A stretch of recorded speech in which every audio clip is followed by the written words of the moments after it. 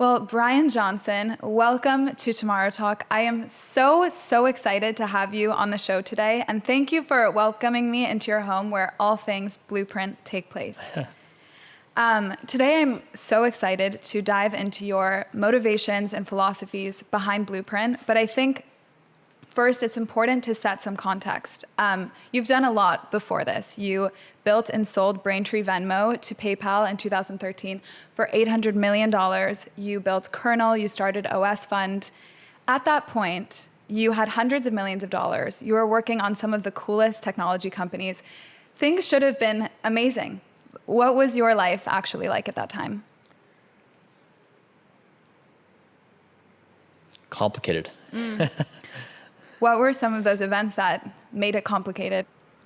I was born into a deeply religious community, and I think I underestimated how deeply it really was ingrained in me. When you grow up in a fishbowl, you don't realize you're in a fishbowl, and then you realize that you learn there's a whole bunch of other fishbowls in the world, and you're just continually discovering other realities. I think I was on this journey of trying to figure out how big is reality that I can experience, and slowly moving my way out of that singular reality where I'd grown up. And that included my relationships, the community, all the exposure I had to every source of intelligence I had. I was trying to peel out from underneath that. It's like requires a complete recreation of self, basically. Yeah, the hard thing is I didn't know how to orient myself. I couldn't pull out a compass and identify where I was at and where I needed to go, or even a map that showed me the possible territory or terrain I could travel. It was this unknown. It's had to kind of just walk out step by step and try to find out how big is the space, where could I potentially play, what am I missing with my self-awareness, how could I increase my self-awareness to understand what I'm not seeing. So really trying to rebuild my mind in every functional way to try to create a map of existence. In that moment, because I think so many people have moments like that in life, like what were those types of things that you turned to try to redefine what you actually wanted your life to look like? I mean, it was first a collapse of confidence in authority figures, where I'd grown up with everyone telling me about this singular reality that was going on. A certain thing is true without any voice to say, you may also want to consider the following point of views, and here's some other ways to understand reality. But no one gave me those toolkits in my thinking. And so after I emerged from that, I thought, how do I trust any authority figure ever to give me proper advice? And that really was the first layer when it came crashing down. And the second one was when I just studied cognitive behavioral therapy, and I learned that my own mind was a disaster. And my biases, in my own hypocritical thinking, my irrationality, that in any given moment, my mind was spinning up some story of some variety. And I really couldn't trust the thoughts that came in default, because I hadn't trained my brain yet. And then it just kind of, succession after succession came, where I arrived at this observation that I really could not trust what my mind, the observations my mind were making, nor could I trust authority figures around me, nor could I trust. And so it was kind of like this collapse of all things around me, of what firm ground can I stand upon, and how long will it be firm before it collapses, because I don't think there's any permanent firmness. It's all going to collapse at some point. Similarly, within the wellness and longevity community, there are so many unknowns, there's so many debates. Like, how did you even go about creating this protocol? Where did you find truth from? Yeah. Great question. That's exactly what we were trying to do. Is health and wellness mirrors that of religion, where it's typically centered around a guru that has some kind of community based upon something, their life change or some story. And the community typically isn't persuaded by facts so much as by story and narrative. And so it causes a lot of confusion. And then the scientific community wasn't helping itself in that there was this idea that eggs were good for you, then they're bad for you. And then people say, we can't trust science either because they don't know what's going on and everything's just going to change all the time. And it created this problem in the community generally, where people are like, well, what do we do? And no one knows. And I'd say that what we tried to do is we said, okay, if we tried to eliminate all human opinion from the situation, and we took a different approach, and we said, we're going to measure every organ of the body. We're going to legitimately say, hey, liver, how are you doing? And can you speak to us via data with MRI and blood draws and a whole bunch of stuff? We take that data and then we match it up with scientific evidence. We say, what are optimal clinical outcome ranges for liver health? Like, what do you want to see in a liver, and what state can you get the liver in?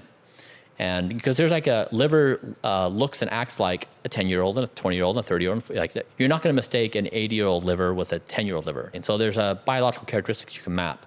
And so we just measured the organs, matched it with scientific evidence, and then said, okay, we're just going to look at this from a measurement and evidence perspective, and we're going to repeat it again and again. We don't care about opinion anywhere. We just want the evidence. And in doing that, we've produced in me the best health of my life. And then I guess like the most impressive things, we've reduced my speed of aging by the equivalent of 31 years. So I now accumulate aging damage at the speed slower than the average 10-year-old. Wow. As a result of all these endeavors, I also have 50 perfect biomarkers. So if you look at my cholesterol, triglycerides, testosterone, they're all in the optimal clinical reference range, not just reference range, it's a tighter range. And then other things that are interesting, like my body's 3 degrees Fahrenheit cooler and other things. So yeah, we basically figured out a protocol where we achieved remarkably impressive biomarkers. And so I tongue-in-cheek say, Blueprint is the best protocol ever created in human history. Prove me wrong with your data. When you are measuring so many different things at once, how do you create like causal links between things? And also looking at the blue zones and things like that, like relationships, your optimism, all these other things have associations with your overall health. So how do you measure those? Yeah. Those types of inputs, I guess. I guess, two ways. One is some things have very specific targets. So a specific supplement or exercise or something, whether we're looking like whether is my tendons and ligaments in my knees getting better or worse. We can look at via ultrasound and we can map it back to certain things. Or is my liver enzymes, are they improved or not? So you can sometimes do very targeted interventions, which isolate some variables. Others are more system-wide effects, like rapamycin. And so in short, it's hard. We can sometimes target, sometimes look at systematic, and we are doing many things at once, but we do try to isolate as much as possible, however imperfect it is. But but your point is correct. It's hard, it's complicated, it's nuanced. We try to be precise where we can. It's not perfect. But we have chosen to do more things rather than less, and tried to make up for in measurement as a way to try to make sense of what is doing what. Could you walk me through, in a short version, like what is your average day like? What is that Blueprint regimen or schedule?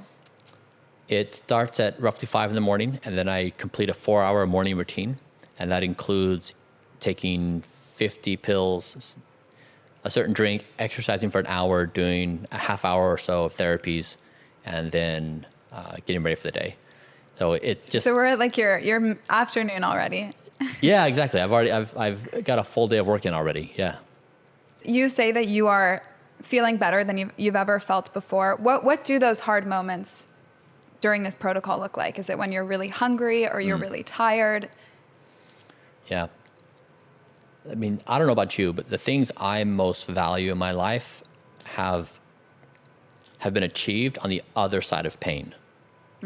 So when I encounter discomfort in anything, whether it be in hunger or in working out where I'm too tired, or in a relationship or in something else, and I somehow figure out how to negotiate with that pain and win, either in a completion of a great workout or in pushing through to get homework done, or that extra little bit to do your work just that much better, I feel great. I think a lot of us feel great when we negotiate and push through pain.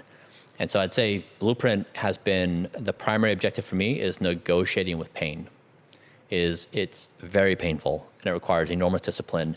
And there's so many jumping off points where you say, oh, I'm too hungry, and you eat. Or I don't feel like working out today, you bail. Or like, I just want to go out with friends and drink instead of going to bed on time.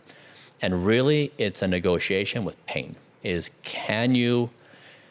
Because I mentally know these things are good for me. And so the question is, can I actually do what's in my best interest? Or am I going to jump off and be like, can't take it anymore?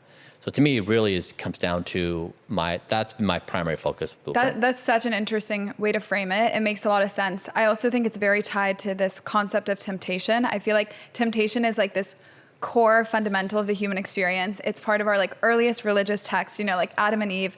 There's this narrative that like what makes us feel good can be bad for us. And I'm just curious, like, how have you reframed temptation? Like in the early days of Blueprint, when you're like, oh, I'm starving, I want to eat that. I would love a drink right now. Or like, you know, I have FOMO and I want to go hang out with those people and it's 12 a.m. or whatever it is. Yeah. So it's funny, on your Adam and Eve comment, it's funny that you went there. We just chose a Blueprint female. So we're doing Blueprint XX. It's been the most commonly requested thing. Yeah.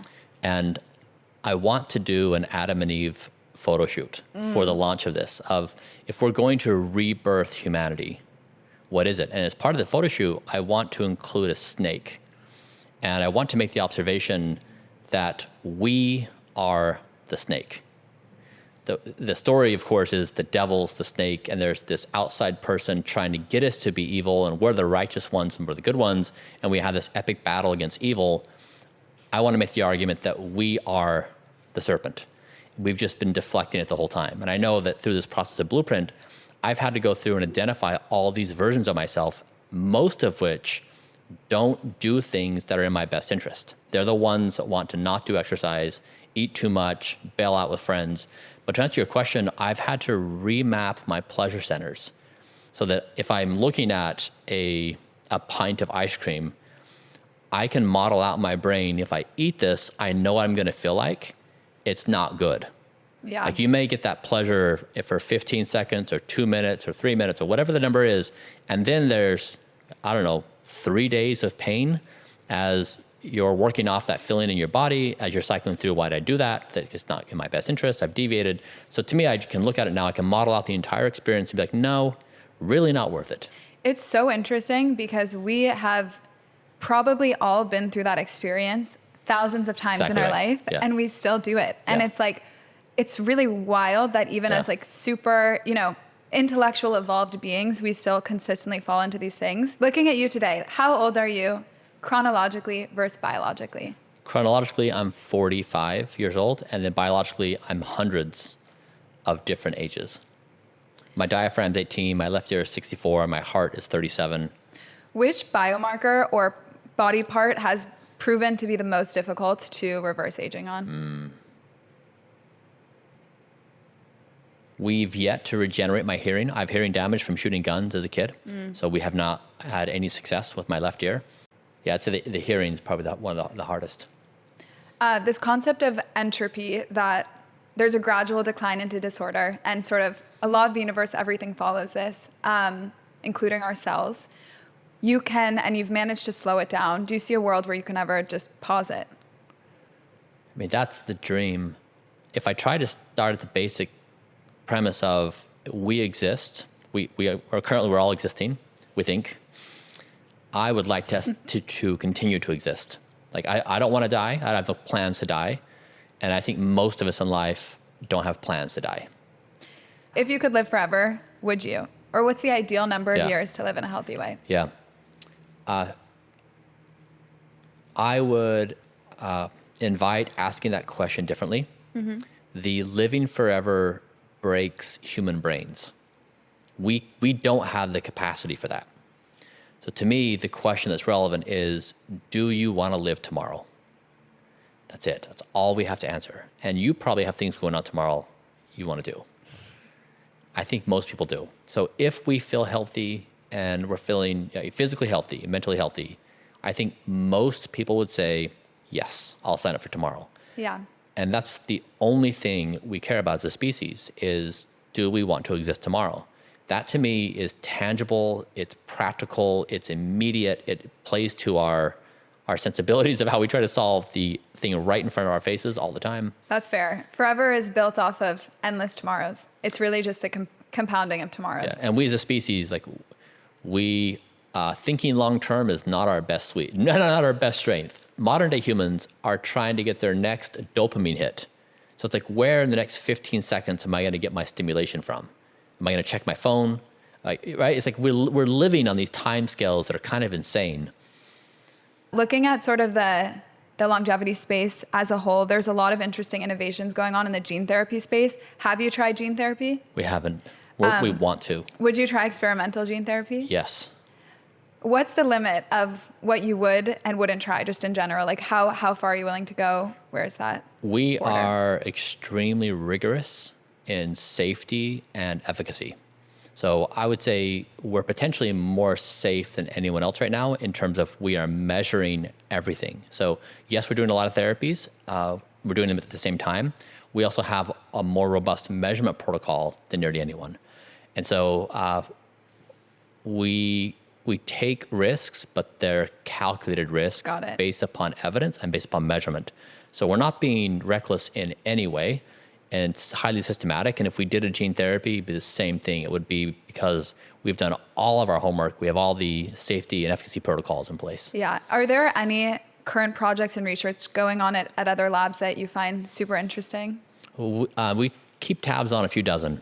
Got it. Yeah. They're all so close, and they're all just 1 or 2 years away, which means they're probably like 3 to 5 years away. But there's so many things that are close. We're at such an interesting point in this field where it's like it's at the tip of our fingers, and I think everyone feels that way. And it's like all generations want to like maximize, their ability and access to it. Yeah.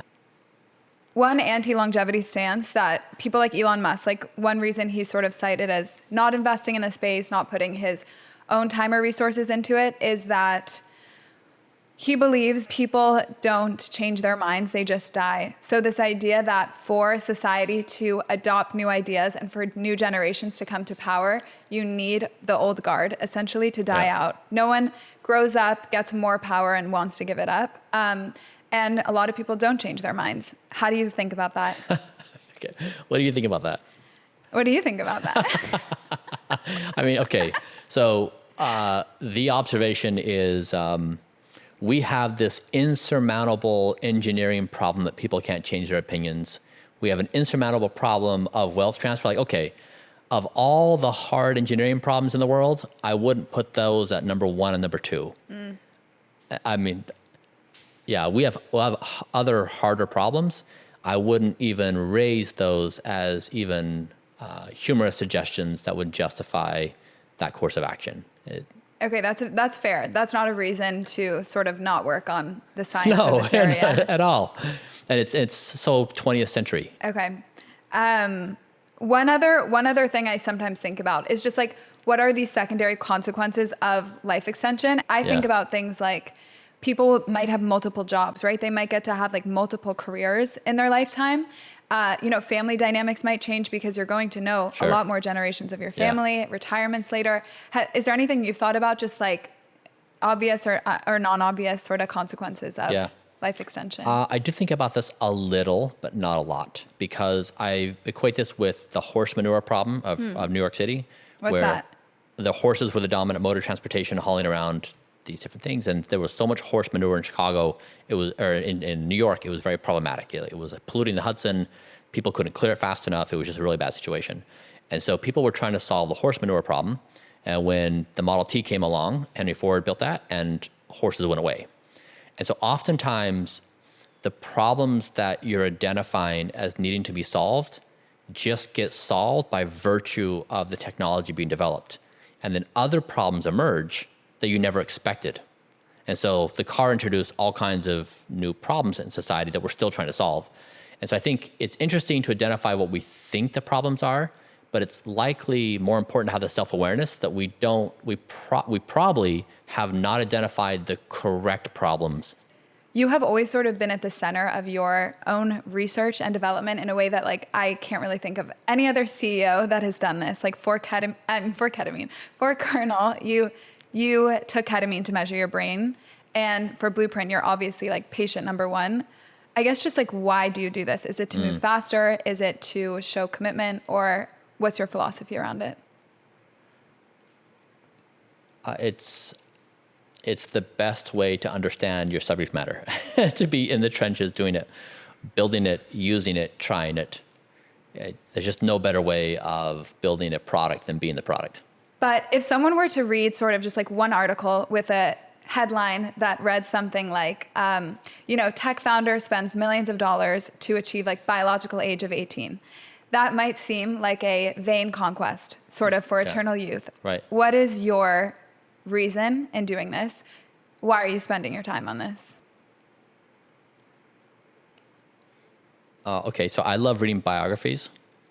And when you read historical biographies, you learn about people in a certain time and place that discovered something that was cool, and then they start doing it or using it, and then society slowly learns. And so then sometimes you find out in a situation where it's like 20 or 30 or 40 or 50 years later, some people in the world find out of this really cool thing that happened, that if they would have learned about this thing sooner, they would have made big life changes.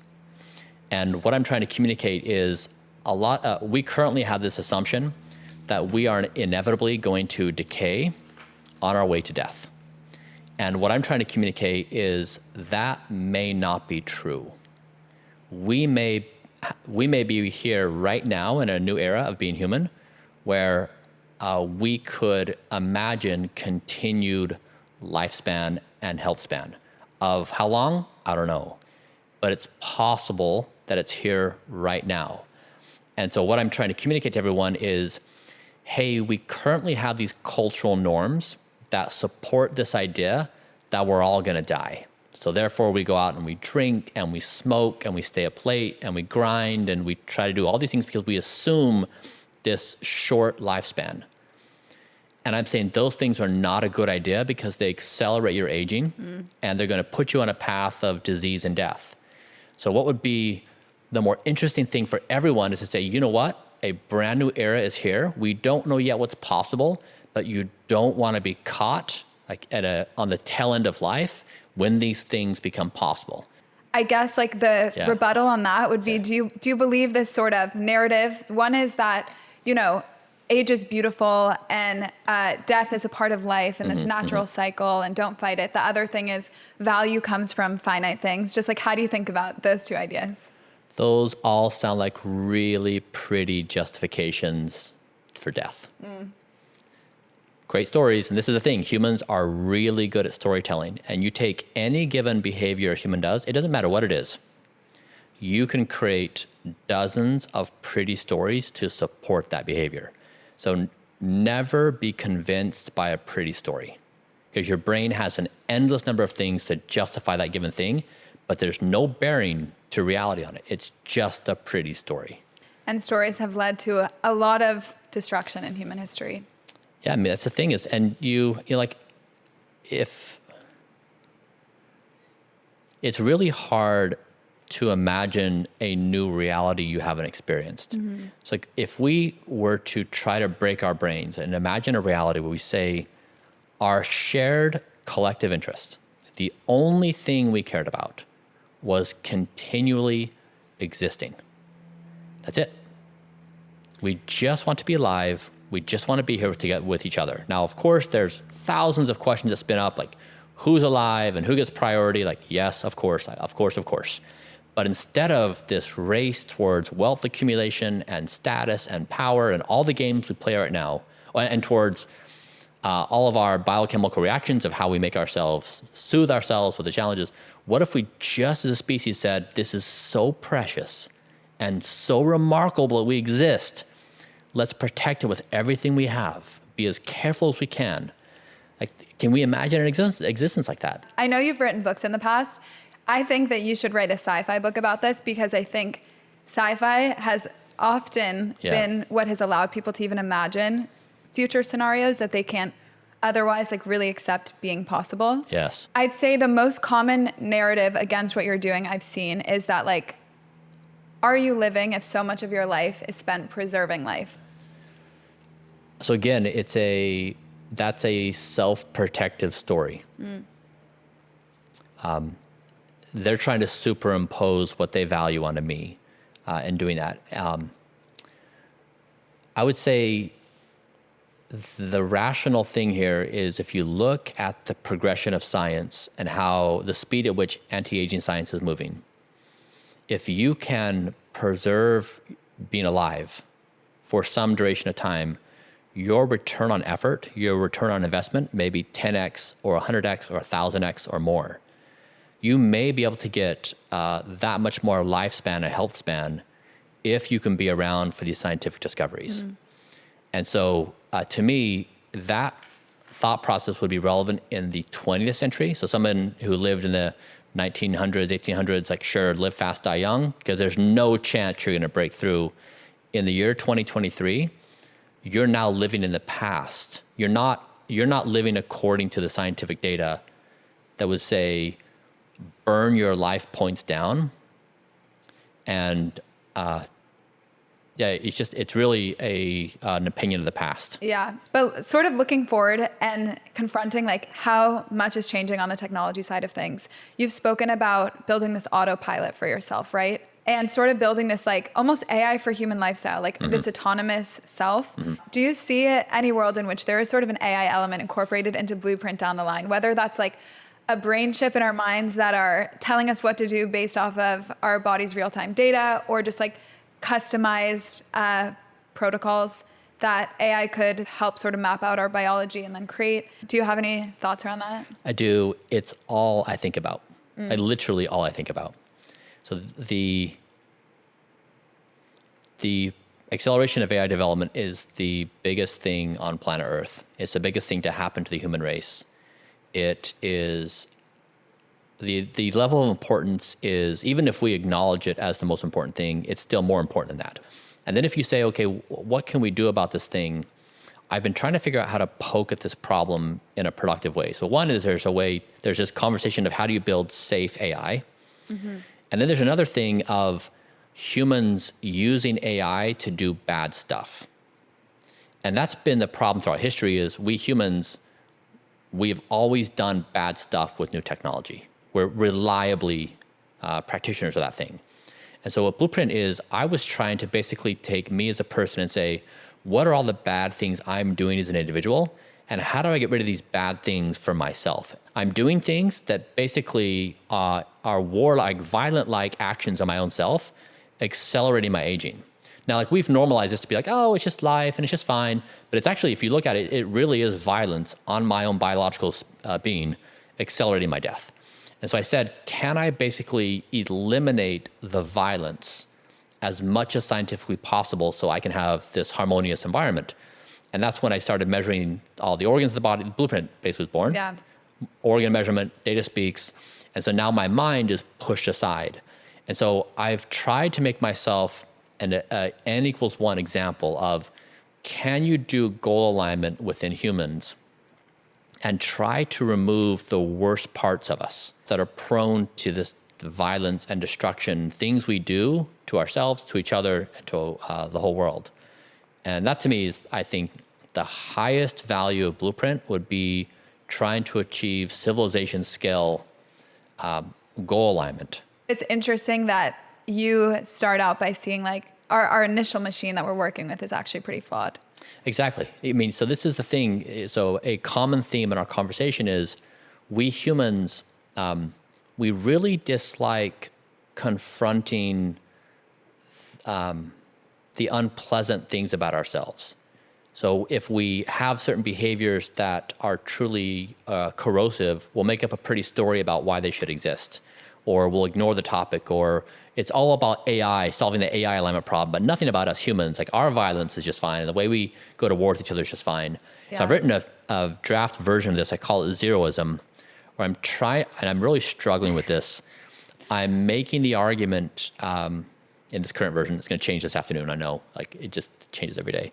I'm trying to make the argument that we need a COVID-like response in moving towards non-violence as a species.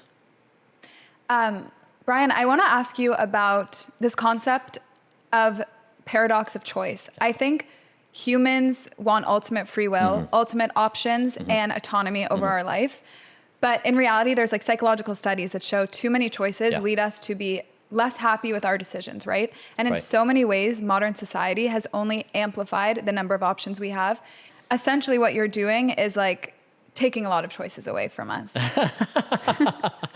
Okay, yeah. So there's a good historical analogy, I think, that captures the philosophy that I like. So in the early American colonies, 13 American colonies, there was a big debate whether the 13 colonies should try to have a democratic path of governance or whether they should stay with the British as the monarch. And Thomas Paine wrote a pamphlet, Common Sense. And it was a time where the opinions were pretty strong on both sides. It wasn't clear. There were many people looking at this democratic process being like, you're telling me we're going to run society like trusting each other doing these things, and the others saying like we really are better off being with a strong monarch. And Thomas Paine made the argument. He said, look, the monarch is ignorant. It does not know what's going on here. It has its own agenda on what it wants to do. It's corrupt. Like we cannot trust the monarch with our own best interests. He doesn't have the information that we need. Like we've got information on the ground. He's blinded to the realities he needs to make these decisions. Like it is a bad system for everyone. And I would make the same argument right now that if we had the equivalent pamphlet right now, I would write, which was my first draft, I would write Common Sense for a 0th century. And I would make the argument and say, our conscious minds is the corrupt monarch. We don't know what makes us happy.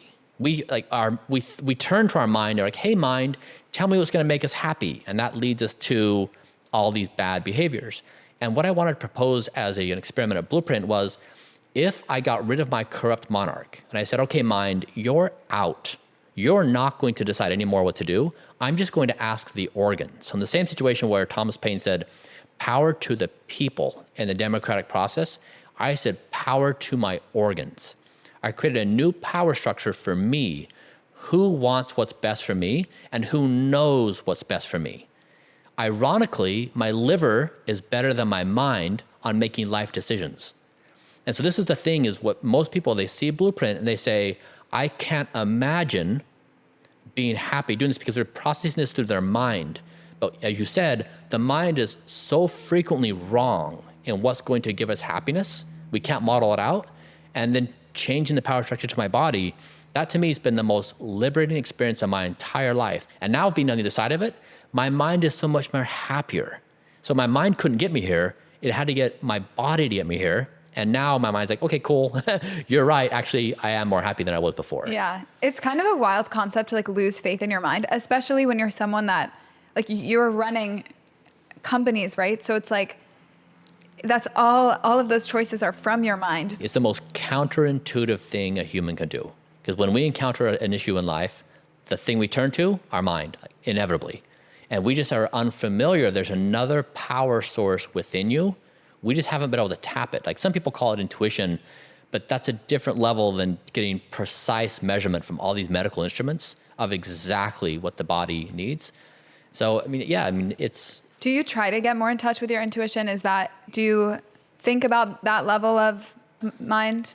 I mean, I guess there's two ways to say this. One is that because we measure so much, I've developed intuitions of awareness I didn't have before. So oftentimes I can feel my body temperature. I can feel when I'm like 95.9 versus 98 something. I know my heart rate almost at all times. I can feel things with greater sensitivity. I can wake up in the morning and I know what my sleep data is. Like I can feel how much deep I got and how much REM I got. So higher sensitivity because I've had all these iterations of improvements. Also, I've seen where my intuition goes wrong. So for the other day, I take 125 mcgs of liquid iodine every day. So just one drop on my tongue. And it tasted really good. And I thought, does this mean I should do more? Like, is my body asking me for more? So I started doing it. And then I had a blood work done and my levels came in high. And my team's like, wait a second, that does not make any sense. And I was like, okay, I have a confession. Yeah. I was doing 2 drops instead of 1. Like, oh, that makes sense. And so intuition really is a delicate dance. So for health and what you're looking at, you can look at these quantified outputs of data and then adjust your decision making based off of that. What about all these other decisions in life that are also really important, like professional choices, relationships, how to seek happiness, how to build a fulfilling life, where there aren't these necessarily like quantifiable outputs? Yeah. Is the idea that if you sort of automate that, you can show up to those better? Or like, how do you trust yourself in one domain and not the other? Yeah. I wouldn't trust myself in the other domains. And I would be the first to eagerly acknowledge that. And so I really blueprint. A lot of people ask about mental health and about meditation. And I've only focused on speaking about things I can reference data. Because the whole objective with Blueprint is trying to punch through the noise and try to find some stable ground everybody can stand on. Where if you're a person who with good intentions for your health and wellness, you can do Blueprint and be confident that you're roughly in the right spot. The moment I jump into these other spaces that don't have good data, my opinion is of neutral value. Because where does my authority come from, if not from data? And so as we get data, we try to extend out those things, but I'd say I would defer to others on, people who are more, who have a better scientific grounding on how to speak about those topics. Okay, interesting. So you accept sort of your domain of expertise. I embrace it. Leaning into not knowing is a greater form of intellect than posturing knowledge. I couldn't agree more. I'm the first person to accept what I don't know, and I hope to never be in environments where I feel like I have to sort of like pretend I have opinions on things that I haven't really spent the time to be informed on. If you were to quit your regimen now or take a long pause on it, what would you see happen to your body or these biomarkers? Do they just instantly go back? I guess I know what happens to my behavior when it falls apart. So when one slip leads to another slip and leads to another, I personally am not of a kind of person that hangs out right in the middle. I typically swing to one side or the other. So for me, it's much easier to be all in than it is to be partially in. And so I think I would probably not do well outside of the protocol. So you have no plans to ever give it up or to reel it back? I don't. In fact, that existence now seems miserable to me. Okay, I feel that when most people probably look at it from a third-party perspective, they feel like you are sacrificing a lot to do this. That's right. I think the first one is, how does your social life exist in a fulfilling, positive way when you have these sort of like strict guidelines, you can't really eat out, ideally you would be sleeping in a bed alone, all these things. Yeah. I would say that when people look at Blueprint, they instantaneously make 10 assumptions about me and my life. And I would say they're probably all exactly wrong, exactly opposite of reality. So I personally have never been happier. I've never been more stable. I've never had better mental health. I've never had better physical health. I've never had more expansive mindset. Like I've never, ever been better in my entire life. Before, I was on this crazy roller coaster ride of emotions. I was not sleeping well. I felt foggy. I felt bad. I felt a little depressed. All those things are really negative, and I never want to experience those again. On the social life, I've never had a more vibrant social life in terms of people. I now, because I signal so strongly what I do in life, I bring people to me that are like, we have similar goals and objectives in life, and I've never had more connection in my social life ever. So ironically, it's better than ever. And whether I sleep with someone in my bed or not, I mean, I don't think it's a big deal. I don't think I'm missing out on love or relationships because of that. So it's just, I think people do the knee-jerk reaction. They see different.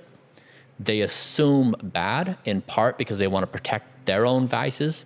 But I think it's probably natural, but I don't feel like I'm missing out on anything, and I would not trade it for anything. I think a lot of people that are, have high intensity careers, they're founding and running a company, they look at this and it feels so unrealistic to them. Do you think you could have kept this up in the early days of starting and running Braintree Venmo? It's a very typical response to take what you know is your current reality and imagine anything else being impossible. So if you just take like a recent extreme, like, can you imagine the world shutting down one day? Everyone just staying in their house, like globally. No. We would have said, we would say impossible. Like that's never going to happen. And then it happens and we're like, wow, what happened? And then can we imagine people actually functioning where everyone's remote? Not to say it's ideal, but can we function as a society somewhat? And so these things just, it's easy to remember. We oftentimes observe impossibilities just because they're not familiar with us. not because it's possible. And so, yes, I could have built Braintree Venmo in prioritizing my health. Now, could I do the entirety of Blueprint while doing this? Probably not. Blueprint takes a lot of time. Could I make health my number one priority? Yes. It's just making practical life decisions on what to say yes to, what to say no to, doing planning. So yes, I mean, it's just, we humans do impossibly hard things. And if we're making the hypothesis that it's impossibly hard to take care of our health, it's not true. Yeah. Just by design. It seems like, at least from our conversation right now, the positive outcome of you having to go through that experience in the past where you sort of like completely recreate like your worldview is that you have this concept that like worldviews can be flipped upside down. You're like, well, why not? It actually could exist. It's all a construct. My last question for you, Bryan, is what are you most optimistic and excited for?